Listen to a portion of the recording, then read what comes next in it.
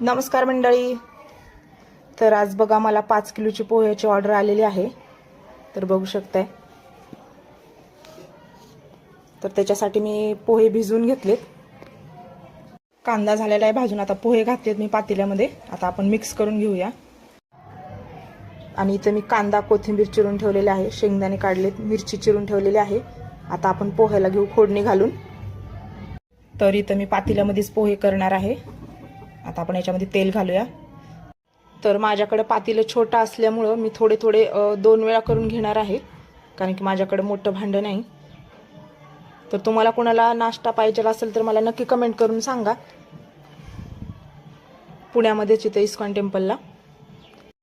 तर मी शेंगदाणे छान असे फ्राय करून घेतलेत. आता आपण बाकीचा मसाला घालूया. तर बघू शकता याच्यामध्ये मी कांदा, मिरची, कढीपत्ता, जिरं, मोहरी घातलेली आहे.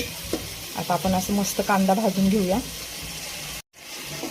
तर पुण्यामध्ये असेल तर मला ऑर्डर करा, कारण की पुण्यात कुठेही डिलेवरी भेटेल तुम्हाला. फक्त डिलेवरीचे चार्जेस लागतील इस्कॉन टेम्पलला.